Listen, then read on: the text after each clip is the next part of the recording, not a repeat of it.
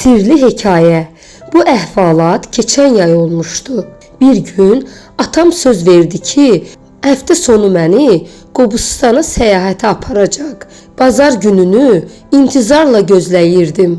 Nəhayət, həmin gün yetişdi. Biz avtobusa minib yola düşdük.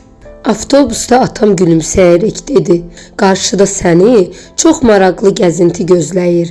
Qobustan qayalarında sirli hekayələrlə tanış olacaqsan." Maraq məni bürüdü. Avtobusdan düşüb atamla Qobustan qayalığına tərəf yollandıq. Burada yaşayış yox idi, amma çoxlu turistlər vardı. Onlar qayaların şəklini çəkirdilər. Diqqətlə ətrafa baxdım. Maraqlı bir şey görmədim.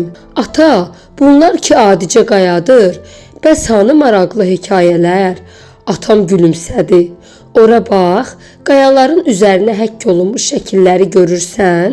"Hə, nə olsun ki?" deyə soruşdum. Atam dedi: "Qədim insanlar öz fikirlərini şəkillərlə ifadə edirdilər. Qayalarda çəkilmiş rəsmlər keçmişimizdən xəbər verir.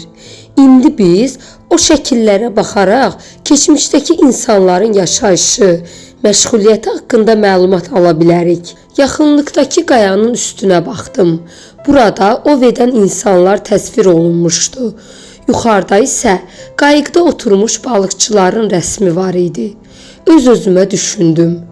Görünür qədim insanlar ova gedirmişlər. Həm də qayıqla dənizə çıxıb balıq tuturmuşlar. Digər tərəfdə isə əl-ələ tutmuş insan rəsmləri diqqətimi cəlb etdi. Onları atama göstərib dedim: "Ata, bax, elə bil yallı gedirlər." Atam dedi: "Qədimdə ovu uğurla keçən insanlar rəqs edib əylənirmişlər. Qayaların üstü şəkillərlə dolu idi. Anlamağa çalışdıqca bu şəkillər doğrudan da maraqlı hekayəyə çevrilirdi." Atam haqlı imiş.